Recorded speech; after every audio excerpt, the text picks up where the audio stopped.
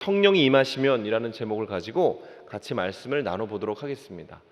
사도행전에 보면 가장 중요한 사건 가운데 하나가 스데반 집사님의 순교입니다. 스데반 집사님의 순교를 시작으로 이제 교회를 향한 대대적인 박해가 시작되었기 때문에 그런데 이 박해로 인해서 이제 주의 이름으로 모였던 교회가 이제 뿔뿔이 흩어지게 됩니다. 그리고 그로 인해서 이제 많은 사람들이 생각하기에를 이제 교회가 약해질 것이다, 이제 부흥의 브레이크가 걸릴 것이다, 이렇게 아마 생각을 했던 것 같아요. 그런데 뚜껑을 막상 열어보니 스데반 집사님의 순교는 그 부흥의 브레이크가 아니라 오히려 엑셀이었습니다. 박해를 피해서 여기저기로 흩어진 하나님의 사람들이 이제 있는 자리에서 더 적극적으로 복음을 전하기 시작한 것입니다. 오늘 본문에 등장하는 빌립 집사님 또한 그런 사람 중에 한 사람이었어요. 이 빌립 집사님은 다름 아닌 사마리아라는 곳에 가서 복음을 전했는데, 이 집사님이 복음을 전하니까 그 성에 많은 사람들이 예수를 주라 시인하는 놀라운 부흥이 일어나게 되는 것이죠. 그리고 이 소식은 곧 예루살렘 교회에 전해지게 됩니다. 그래서 예루살렘 교회의 지도자였던 베드로와 요한은 이 사마리아라는 도시에 일어난 이 부흥을 점검하기 위해서 이제 사마리아로 올라가게 되죠. 14절과 15절에 이렇게 되어 있습니다. 예루살렘에 있는 사도들이 사마리아도 하나님의 말씀을 받았다 함을 듣고 베드로와 요한을 보내매 그들이 내려가서 그들을 위하여 성령 받기를 기도하니. 자, 이게 왜 중요하냐면 그 당시 사마리아라고 하면 유대인들에게 있어서는 이제 불가촉 천민처럼 여겨지던 그런 도시예요. 왜 사마리아가 그러냐면 예전에 유대인들이 혈통을 굉장히 중요하게 여기는데 기원전 722년에 이 사마리아 성이 아수르라고 하는 나라에 이제 함락되게 되거든요. 그러면서 멸망을 하고 아수르가 폈던 정책이 뭐냐면 혼혈 정책입니다. 그러니까 여러 민족들을 사마리아 성으로 이주시켜서 서로의 피가 섞이게 하는 거죠. 그 의도는 뭐냐? 단일 민족인 경우 그들이 섬기는 신이나 그 삶의 기반이 비슷하기 때문에 그들이 연합될 수 있다는 것을 경계하고 그렇게 한 것입니다. 그러니까 결과적으로 사마리아 성은 온갖 혼혈 족속들이 많아지게 됐고 혈통을 중요하게 여기는 유대인들에게 이들은 이제 유대인들이 아닌 거죠. 유대인들이 아닌 사람들이 유대인처럼 행동을 하니 이 정통 유대인들은 어떻게 생각을 했냐면 그들이 잡종이다, 잘못된 사람이다, 이렇게 생각을 하면서 배격하기 시작합니다. 아예 상종을 거부하게 돼요. 그래서 주님이 오실 때 이때에는 길을 갈 일이 있어도 사마리아 성을 지나가지 않고 오히려 먼 길을 돌아갈 정도였습니다. 그런데 이 빌립 집사님이 그런 사마리아 성에 들어가서 복음을 전하고 그 복음을 듣고 그 사람들이 예수의 이름으로 세례를 받았다는 소식이 들려지니까 이제 이것이 하나의 이슈가 된 것이죠. 매우 예민하고 중요한 이슈가 된 것입니다. 복음 안에서 사마리아인들이 예수의 이름으로 세례를 받았다는 것은 이제 그들도 하나님의 자녀 크리스찬이 되었다는 이야기고, 이것은 내가 예수님을 믿는 유대인이라 할지라도 이제 사마리아 사람들을 더 이상 혼혈인이다, 잡종이다 이렇게 부르지 못하고 내 형제 자매로 받아들여야 된다는 것을 의미했기 때문에 그렇습니다.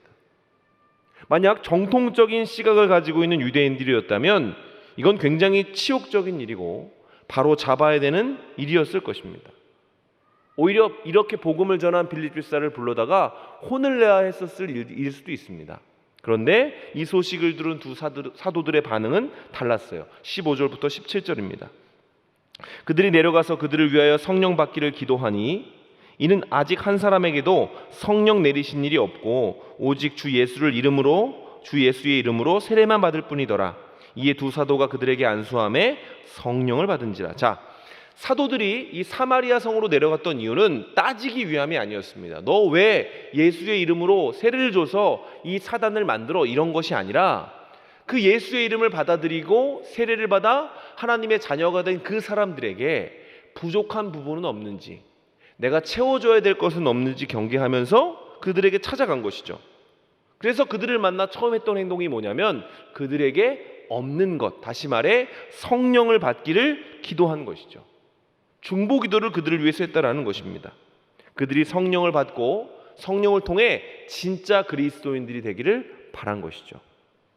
여러분, 여기서 우리는 사도들이 사마리아 사람들로 하여금 성령을 받게 하기 위해서 사용한 방법이 무엇인지를 한번 살펴볼 필요가 있는데, 사도들이 어떻게 성령 받기를 간구했냐면 그들에게 안수했다, 이렇게 기록되어져 있습니다. 여기서 안수라는 것은 몸에 손을 대고 기도하는 것을 말하죠. 사도들은 사마리아 사람들에게 이제 손을 대어서 그들에게 기도를 해준 겁니다. 근데 그 당시의 문화에서 보면 이 손을 대는 행동, 사마리아 사람에게 손을 대는 행동은 굉장히 도전적이고 진보적인 행동입니다. 왜냐하면 당시 유대적인 사고 안에서 접촉이란 이제 그와 동일하게 되는 것이었기 때문에 그렇습니다. 유대인들은 부정한 것을 밀어내기를 원했습니다. 왜냐하면 부정한 것이 내 몸에 닿으면 내가 부정해진다라고 생각했기 때문에 그래요. 그런 유대인들에게 있어서 사마리아인은 최고로 부정한 존재였기에 사도들이 사마리아인에게 다가가 손을 대어 기도했다라는 것은 굉장한 이슈가 될 만한 일이었습니다. 그렇다면 왜 사도들은 이렇게 이 불가촉 천민이라 불리는 사마리아인들을 꺼려하지 않고 그들의 몸에 손을 대어서 기도했던 것일까요? 그 이유는 그들의 스승이신, 그들의 구주이신 예수 그리스도께서 먼저 그 본을 보여주셨기 때문에 그런 것이죠. 마가복음 1장 40절에서 41절에 이렇게 되어져 있습니다. 한 나병 환자가 예수께 와서 꿇어 엎드려 간구하여 이르되 원하시면 저를 깨끗하게 하실 수 있나이다. 예수께서 불쌍히 여기사 손을 내밀어 그에게 대시며 이르시되 내가 원하노니 깨끗함을 받으라 하시니. 여러분, 나병 환자는 그 당시의 풍습 가운데에서 신의 저주를 받은 존재였어요. 신병이었습니다. 나병은. 그런 그에게 예수님이 부정한 것을 고치실 수 있다는 소문이 들려옵니다. 이제 인생 가운데 밀릴 때까지 밀려버린 그는 예수님을 이제 최후의 보루로 생각하고 그에게 다가간 것이죠. 그에게는 믿음이 있었습니다. 그 믿음이 뭐냐면 예수님이 원하시면 이 나병이 고쳐질 수도 있다. 내 불치병이 고쳐질 수도 있다, 이렇게 생각했습니다. 그런데 이 대단한 믿음은 여전히 통념과 간섭에 갇혀 있다라는 한계를 가지고 있어요. 어떤 한계죠?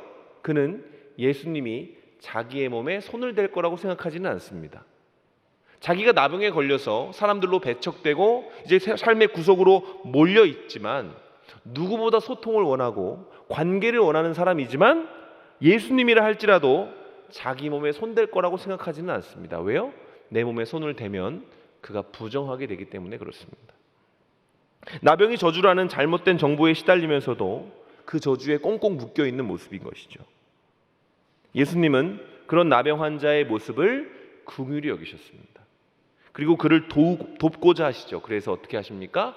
다른 방식으로 그를 대하십니다. 나병에 걸린 것을 불쌍히 여기신 것이 아니라 주님이 진짜로 불쌍하게 여긴 것은 그 병 때문에 자신의 존재가 예수님의 터치를 경험할 수 없는 존재라고 착각하는 것을 주님은 가장 불쌍하게 여기셨던 것 같아요. 나병 환자가 가지고 있는 그 열등감, 자기 존재에 대한 부정, 기대하지 못하는 마음, 내가 그분께 적선받듯이 치유를 받을 수는 있지만 그분과 동등한 관계로 교제는 할 수 없을 거야, 이 생각이 그에게서 보였고 그 열등감과 단념을 주님은 불쌍하게 여기신 것이죠. 그러나 그냥 불쌍하게 여기시기만 하십니까? 그렇지 않으십니다. 적극적으로 그에게 손을 내밀어서 그의 손에, 그의 몸에 손을 대시는 거죠. 그가 바라지도 않던 은혜를 베풀어 주신 것입니다. 나병 환자는 거기까지는 원하지 않았습니다. 둘러싼 사람들은 엄청나게 놀랐을 것입니다. 왜냐하면 예수님이 나병 환자에게 손을 댄 순간 유대인적 사고는 뭐냐면 이제 예수님도 나병 환자인 겁니다. 저주받은 자가 되는 것이죠. 부정한 자가 되는 것입니다. 그런데 예수님은 스스로 그 혐오와 배척의 대상이 되심으로 말미암아 자기도 나병 환자처럼 부정한 자가 된 것이 아니라 예수님이 그에게 손을 대어 주시니까 그가 예수님처럼 되었습니다. 무슨 말입니까? 그 시대의 전통과 통념이 가지고 있는 부정한 자라는 개념이, 그 공식이 예수님의 사랑과 긍휼 안에서, 그 거룩함 안에서 해결돼 버린 것입니다. 예수님께 닿은 자들은 오히려 예수님의 영향력을 받아 거룩하게 되는 새로운 방식이 설정된 것이죠. 그를 부정한 자로 만들었던 나병이 예수님의 터치와 함께 사라졌습니다. 그러나 그 나병과 함께 사라진 것은 나병 환자의 삶을 짓누르고 있던 그 잘못된 정체성, 그 열등감, 나는 예수님과 관계 맺는 자는 될 수 없어라는 한계가 사라졌습니다. 이것이 제자들에게 보여주신 예수님의 사랑하시는 방식이고 그가 한 사람을 세우시는 능력이었던 것이죠. 그래서 제자들은 그의 본을 따라 자기 안에 거하시는 성령을 믿고 그 성령이 어떤 일을 하실 수 있는지를 알았기 때문에 사마리아인에게 손대는 것을 전혀 주저하지 않았습니다. 여러분, 제자들이 오순절에 받은 그 성령은 다른 말로 하면 예수 그리스도의 영입니다. 성경은 우리가 이 예수님의 영을 받았다라고 표현하고 있어요. 우리가 예수님을 믿으면 그냥 예수님을 지식적으로 알고 있는 것이 아니라 그 안에 성령이 거하는 것이다, 이렇게 얘기를 합니다. 이 예수님의 영이 거하시면 더 나아가 그는 성전이 됩니다. 여러분, 성전의 기준은 그가 얼마나 화려한가, 얼마나 탁월하고 깨끗한가, 이것이 아니라 그리스도의 영이 있으면 성전인 것이죠. 왜 그렇습니까? 그리스도의 영의 능력이 있기 때문에 그렇습니다. 거룩하게 하는 능력, 하나님과 함께하게 하는 능력, 우리로 하여금 이 세상의 방식이 아니라 하나님의 방식으로 살아갈 수 있는 그 힘을 예수 그리스도의 영이 우리에게 주시기 때문에 그런 것이죠. 사마리아에 도착한 사도들은 이러한 성령의 능력을 누구보다 분명하게 알고 있었어요. 왜 그렇죠? 그들이 체험적으로 그것을 경험했기 때문에 그렇습니다. 그들은 모두 배신자였습니다. 무능력한 자였고 겁쟁이였어요. 근데 그들이 성령을 받고 어떻게 됩니까? 담대해지는 겁니다. 박해를 두려워하지 않게 되는 겁니다. 성경에 보면 놀라운 기록이 있어요. 그들이 어떻게 되냐면 성령을 받은 후에 예수님과 함께 고난받는 것을 기쁘게 여겼다, 이렇게 되어 있습니다. 이전에는 내가 조금이라도 손해볼까 봐, 내 삶에 조금이라도 스크래치가 날까 봐 두려워하던 그 사람들이 성령을 받으니까 담대해졌고, 담대해진 것뿐만이 아니라 그들이 학자의 혀를 갖게 되었고 영적 권세를 갖게 되었다. 이것이 성경이 말하고 있는 성령의 능력이에요. 그리고 진짜 성령이 하시는 일은 뭔지 아세요? 이걸 나눠주고 싶어 한다는 겁니다. 여러분, 좋은 게 있으면 정말 나눠주고 싶잖아요. 그게 제한이 없다면, 그죠? 만약에 이게 한도가 있다면 내가 가진 게 하나면 주저 되겠지만, 이게 무한이라면 여러분 만나는 사람마다 그거 주지 않겠습니까? 제자들은 그걸 안 거예요. 예수의 영은 무한이다. 예수의 영은 받는 모든 자를 자유케 할 수 있지만 무한적이기 때문에 내가 만나는 모든 사람에게 이걸 줘야겠다라고 생각을 한 것입니다. 사도들이 이런 마음을 가지고 이 부정한 사마리아인들에게 손을 대어 안수하자 그들이 성령을 받기 시작했습니다. 그들도 사도처럼 된 겁니다. 하나님의 능력으로 자녀된 그들에게 이제 자아 정체성의 회복이 일어난 것이죠. 일일이 기록되어 있지는 않지만 아마 그 성에 이 안수를 통해 수많은 기적들이 일어났을 거예요. 가난한 자, 병든 자, 좌절한 자들이 예수의 영을 통해 하나님의 선하심과 사랑과 새 소망을 갖게 되었을 것입니다.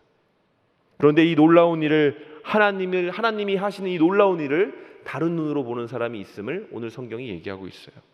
바로 마술사 시몬이라는 사람이었습니다. 18절과 19절에 그에 대해서 이렇게 되어 있죠. 시몬이 사도들이 안수로 성령 받는 것을 보고 돈을 들여 이르되 이 권능을 내게도 주어 누구든지 내가 안수하는 사람은 성령을 받게 하여 주소서 하니. 시몬이 어떤 사람인가?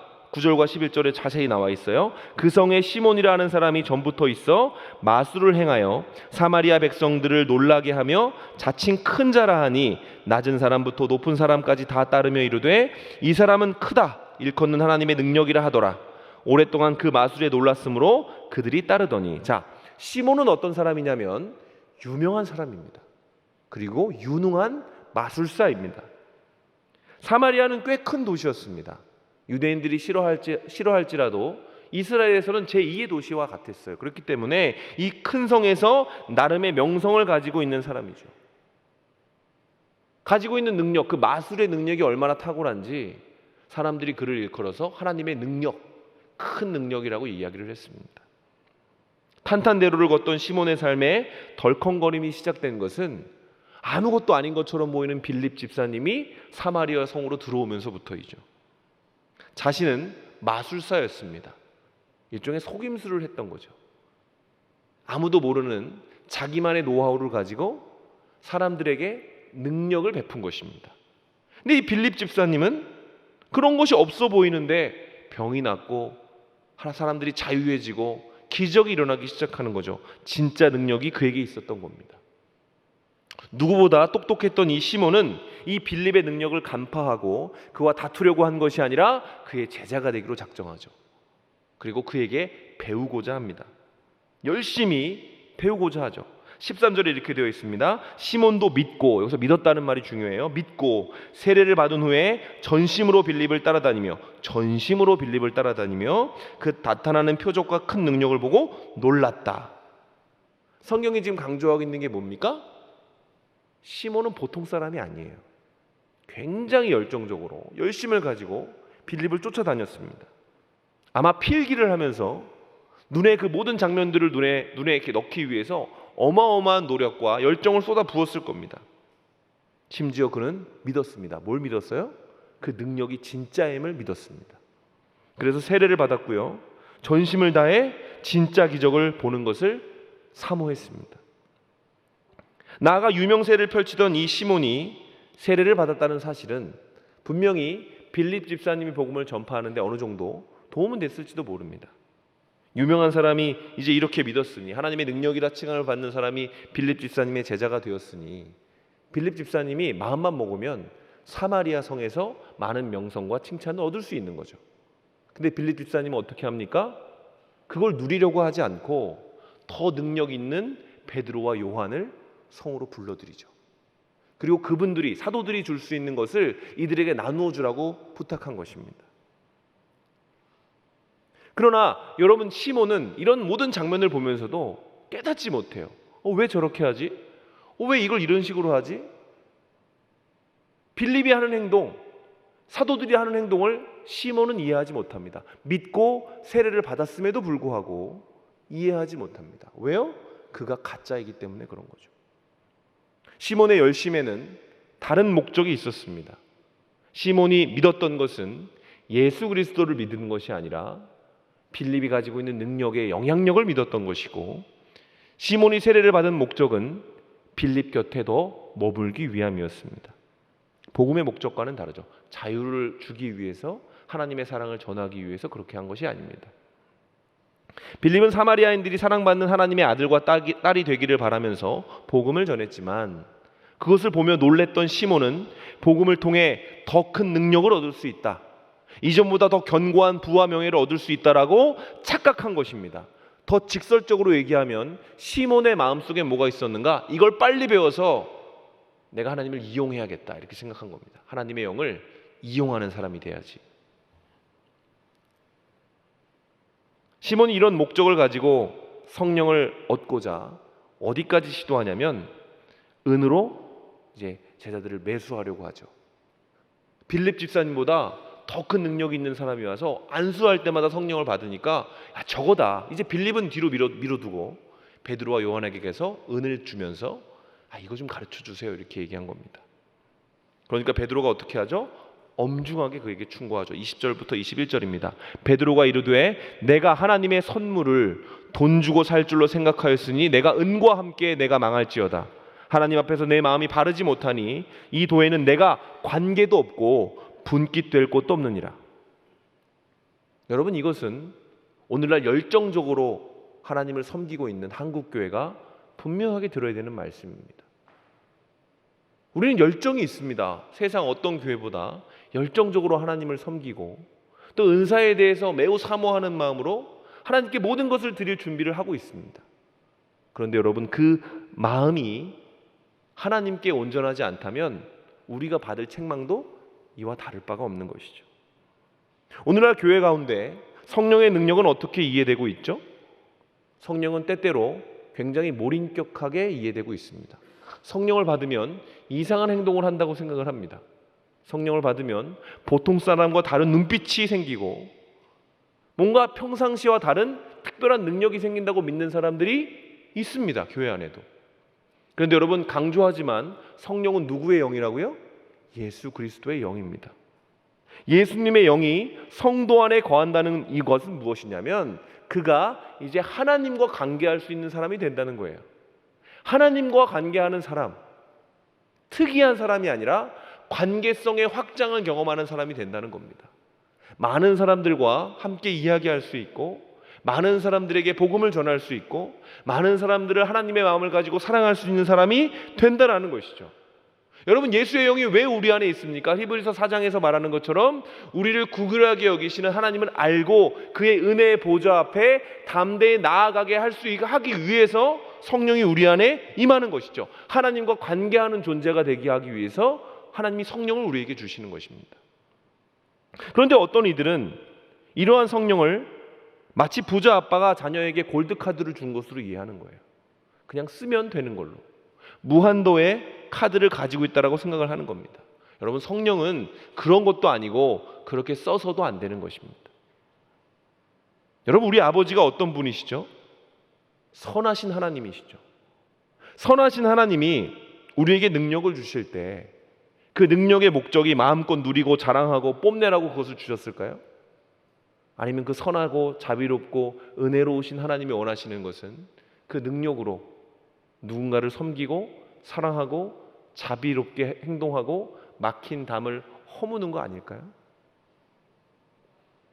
주님이 우리에게 성령을 주시는 까닭은 이 죄인된 우리의 마음에 예수의 영을 불어넣어 주심으로 말미암아 우리가 예수님처럼 생각하고 예수님처럼 행동할 수 있게 해주시기 위함이라는 겁니다. 여러분, 성도라는 것은 무엇입니까? 성도의 뜻은 거룩한 백성이라는 뜻이죠. 우리가 어떻게 거룩해집니까? 우리의 열심과 지식과 어떤 노하우로 거룩해지는 것이 아니라 우리 안에 성령의 영향력이 강해져야 거룩해지는 것입니다.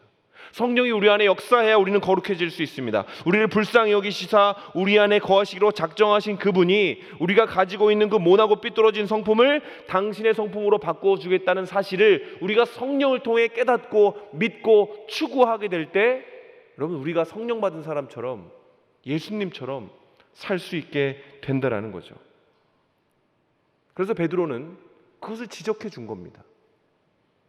베드로의 꾸중을 가만히 보면 그 꾸중 가운데에도 사랑이 있어요. 그냥 무조건 꾸중한 것이 아니라 베드로는 긍휼함으로 그에게 아주 정확한, 오해하고 있는 시몬에게 정확한 조언을 주었죠. 22절입니다. 그러므로 너의 악함을 회개하고 주께 기도하라. 혹 마음에 품은 것을 사하여 주시리라. 무슨 말입니까? 시몬, 너 끝났어, 이게 아닙니다. 시몬에게 권면하는 겁니다. 너가 정말 진리에 대한 갈망이 있다면 이렇게 하면 안 된다. 다르게 반응해야 한다. 너의 잘못을 뉘우치고, 이 뉘우친다는 것의 전제가 뭐예요? 하나님이 뉘우치면 용서해 주실 것이다, 이 얘기잖아요. 뉘우치고 하나님께 기도해봐라. 하나님이 그 용서해 주실 거다. 네가 상상도 하지 못하는 이 빌립 집사님이 가지고 있는, 내가 가지고 있는 그 성령을 너도 받을 수 있다, 이렇게 얘기하는 겁니다. 근데 이에 대한 시몬의 반응이 어떻습니까? 이 시몬의 반응이 진짜 불쌍한 거예요. 24절입니다. 시몬이 대답하여 이르되 나를 위하여 주께 기도하여 말한 것이 하나도 내게 임하지 않게 하소서 하니라. 자, 베드로는 뭐라고 얘기했죠? 네가 하나님과 해결해라, 이렇게 얘기했는데 시몬은 그걸 내가 어떻게 합니까? 이렇게 반문한 겁니다. 그의 정체가 완전히 드러나는 본문이죠. 그는 믿고 있고 세례도 받았고 많은 기적도 눈으로 보았습니다. 그는 나름의 영향력도 가지고 있고 똑똑하다는 소리도 들었고 열심히 특별하다는 이야기도 들었지만 하나님과 연결되어 있지는 않습니다. 그는 하나님과 동등하지 않습니다. 이렇게 생각합니다. 그런 영이 내게 임할 리가 있습니까? 당신이 나를 대신해서 기도해 주세요. 이런 맥락에서 시몬은 비참한 사람이죠. 얼마나 화려하고 얼마나 똑똑했는지 모르지만 그의 본질은 비참한 죄인입니다. 사람들은 그를 하나님의 능력이라 불렀지만 정작 당사자인 시몬은 하나님을 경험한 적이 없습니다. 하나님을 몰라요. 그에게 하나님은 너무나 낯선 존재의 불과한 것이죠. 비참한 사람. 그는 은혜의 주변에 맴돌지만 은혜를 누리지는 못하는 사람입니다. 그러나 그가 정말로 비참한 이유는 여러분 그저 맴돌기 때문이 아니라 자신이 뭐가 필요한지를 정말로 모르고 있기 때문에 불쌍한 사람인 거예요. 금과 은을 가지고 있지만, 명성을 가지고 있지만, 열정도 가지고 있지만 그 수많은 자원으로 뭘 원해야 되는지 몰라요. 자신에게 필요한 것이 정말 무엇인지 그는 전혀 모릅니다. 능력을 간구하지만 그 능력이 근원이 되는 하나님이 그것을 어떻게 주실 수 있는지는 관심이 없어요. 그런 걸 경험한 적이 없는 겁니다. 공짜가 어디 있어? 여러분, 우리 가운데도 혹시 그런 마음을 가지고 있는 사람이 많을 수 있습니다. 여러분, 하나님의 선물입니다. 구원은. 베드로가 이야기했죠. 내가 하나님의 선물을 은으로 사고자 하느냐? 여러분, 우리도 어쩌면 내가 하나님께 은혜 받는 방법이 은혜가 아니라 내 열심이라고 생각할 수도 있습니다. 내가 뭔가 잘해야, 내가 뭔가 특별한 지식을 가져야, 내가 특심으로 하나님을 섬겨야, 내 몸이 부서지도록 헌신해야 하나님이 나를 인정하실 거야. 여러분, 우리는 수련회 기간 동안 은혜에 대해서 이야기를 나눴죠. 교회됨에 대해서 이야기를 나누었습니다. 복음에 대해서 살펴보았습니다. 복음이 뭐라고요? 하나님이 하신 일, 죄와 허물로 죽었던 우리를 살리셨다. 전제는 없습니다. 하나님이 그냥 그렇게 하고 싶으셨던 겁니다. 아무도 애처롭고 가난하다 여기지 않던 그 영혼들에게 하나님이 먼저 자비를 품으시고 긍휼한 눈을 비추셔서 그들에게 다가오셔서 허물과 죄로 죽어가더니 아니라 죽었던 우리를 살리신 것입니다. 그걸 믿는 자들만이 성령을 소유하는 교회가 될 수 있는 것이죠. 여러분, 만물의 마지막이 가까워 왔습니다. 이 시대에 우리에게 필요한 것은 무엇입니까? 저는 성령이라고 믿습니다. 다이나믹한, 다이너마이트같이 폭발적인 성령이 아니라 우리 안에 우리의 성품과 우리의 간절한 소망을 정말로 자유함으로 우리를 이끌 수 있는 하나님의 도우심이 우리에게 필요한 것이죠. 그렇다면 여러분은 성령을 받은 존재임을 믿으십니까? 아니, 성령을 받았습니까? 오늘 마지막으로 이 성령을 받았는지 안 받았는지 확인하는 두 가지 중요한 방식을 설명하고 말씀을 마치도록 하겠습니다. 내 안에 성령이 정말로 계신지 계시지 않은지를 분별할 수 있는 증거는 두 가지입니다. 최소한의 증거입니다. 믿음과 소망. 첫 번째는 내가 하나님의 자녀라는 확신이 있는가? 여러분이 하나님의 자녀임을 믿으십니까? 하나님을 아버지라고 부르세요? 배운 대로 호칭이 아니라 진짜 아버지라고 여기십니까? 내가 사는 꼴, 내가 하는 짓, 내가 하는 생각을 보면 내가 하나님의 자녀가 될 수 없는데 이상하게 나를 하나님의 자녀라고 부르시는 하나님이 계신 것 같으세요? 하나님이 좀 집요하고 질척거린다는 느낌이 들 정도로 내게 다가오시고 나를 원하신다라는 느낌이 듭니까? 하나님, 나 왜 이렇게 괴롭히시지? 나를 가만히 내버려 두시면 안 되나? 잔소리 진짜. 나를 좀 가만히 두고 나도 좀 평안하게 살고 싶지. 이런 불만이 있으십니까? 그러면 그는 자신이 하나님 아래에 있음을 최소한 믿는 겁니다. 하나님이 내 삶에 개입하고 있고 내 안에 역사하고 있다고 느끼는 거죠. 그래서 불편한 겁니다. 두 번째, 여러분 안에 성령이 계신지 아닌지 분별할 수 있는 두 번째 증거는 우리의 소망이 무엇인가를 보면 됩니다. 여러분은 뭘 원하십니까? 성령을 받은 사람이 원하는 것은 여러 가지 원하는 게 있겠지만 공통적인 게 한 가지 있어요. 성령을 받은 사람은 예수님 닮고 싶어 합니다. 예수님 닮고 싶어요. 은과 금을 얻는 것도 좋습니다. 명성을 얻고 싶죠. 건강하고 매력적인 사람이 되고 싶습니다. 근데 깊이 가면 예수님 닮고 싶은 겁니다. 삶의 한 절이라도 예수님의 모습을 담고 싶다. 그분의 성품이 내 안에도 좀 나왔으면 좋겠다. 지금 어떻느냐가 중요한 게 아니라 그게 내 꿈인 겁니다. 내가 예수님처럼 사는 거. 그런 갈망이 있다면 지금 현재의 모습과 상관없이 여러분 안에 성령이 계신 겁니다. 하나님이 내 삶에 관심이 있으신 것 같은데 믿음. 내가 진짜 되고 싶은 건 예수님 닮는 거야. 소망. 이 믿음과 소망이 있다면, 여러분 먼저 있다면 그것을 붙잡고 누군가에게 부탁하지 말고 여러분이 기도해야 되는 겁니다. 혹 하나님이 여러분에게 응답하실 수 있으니까요. 여기서 혹이라는 것은 가능성이 없다는 뜻이 아니라 그럴 거다는 얘기입니다. 예수님이 그러하셨듯이 이전에 내가 부정하다고 생각했던 것, 도저히 참기 힘들고 도저히 받아들이기 힘들다고 생각하는 대상, 그게 나라면 예수님은 항상 그러하셨듯이 내게 손대는 것을 주저하지 않으실 거예요. 그게 믿어져야 우리 안에 성령이 역사하고 있는 겁니다. 말씀을 마무리하겠습니다. 여러분, 신앙생활을 뭐라고 부를까요? 예수님을 흉내내는 겁니다. 예수님을 흉내내는 거예요. 그게 거룩이에요. 내 속이 어떻건 중요하지 않아요. 여러분, 예수님을 흉내내야 됩니다. 그 흉내낼 힘을 얻기 위해서 우리가 수련회도 하고 기도도 하고 부르짖는 겁니다.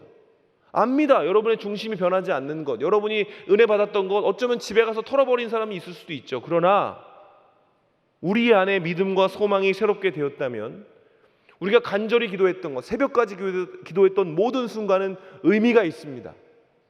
의미가 있습니다. 우리 안에 주님이 주가 되어 주셔서 우리의 변화의 주도권을 주님이 가져가시면 여러분 누구나 변하게 되는 것입니다. 오늘 본문은 성령이 돈으로 살 수 없는 것이라 말씀했습니다. 이 세상에 돈으로 할 수 없는 것들은 거의 없죠. 그러나 돈으로 할 수 없다라고 단정 지으신 이유는 성령이 하나님께 속한 것이기 때문에 그렇습니다. 그 말은 하나님의 성품을 아는 자라면 누구든지 그 성령을 구할 수 있다는 얘기입니다. 가난한 자, 눌린 자, 다친 자에게 주님은 그 성령을 주고 싶어 하신다. 이것이 성령의 기록인 것이죠. 25절은 이렇게 얘기합니다. 두 사도가 주의 말씀을 증언하여 말한 후 예루살렘으로 돌아갈새 사마리아인의 여러 마을에서 복음을 전하니라. 여러분, 지금 우리는 변화된 베드로와 요한을 보지만 그들은 이전에 벽창호였고 위선자였고 겁쟁이였습니다. 여러분, 성령을 받았다고 그들 안에 두려움과 걱정이 완전히 사라졌을까요? 저는 그럴 것 같지 않아요. 그들도 그런 감정을 느낄 때가 있었을 겁니다. 그러나 그들 안에 성령이 계셨기 때문에 우리는 그들을 위선자, 겁쟁이로 기억하지 않죠. 그들은 우리에게 위대한 사도입니다. 성령을 받으면 무슨 신이 깃든 것처럼 우리가 확 변한다고 생각하지 마세요. 성령이 임하시면 성령이 우리를 붙들어 주시는 겁니다. 어떻게? 완전히 쏠려가지 않도록, 완전히 멸망하는 백성처럼 변하지 않을 수 있도록 때를 따라 돕는 은혜로 우리의 관성을 회귀 본능으로 바꿔주시는 거예요. 예수님을 닮아가는 모습. 그리고 그게 진짜 가슴이 흔들릴 정도의 꿈이 되는 겁니다. 우리 수련회 기간 동안 기도할 때 혹시 그런 걸 느끼신 분이 있을 수도 있어요. 진짜 내가 선해지고 싶다. 그 선하다는 게 그냥 착하다는 게 아니라 예수님 닮고 싶다. 그런 마음이 있다면 그 사람이 가장 큰 은혜를 경험한 사람입니다. 하나님이 그를 통해 교회를 세우실 것이고 그를 통해 영혼이 구원받는 정말 놀라운 그 기적을 목도하게 하실 것입니다. 그런 사람들이 저와 여러분이 되시기를 주님의 이름으로 축원합니다.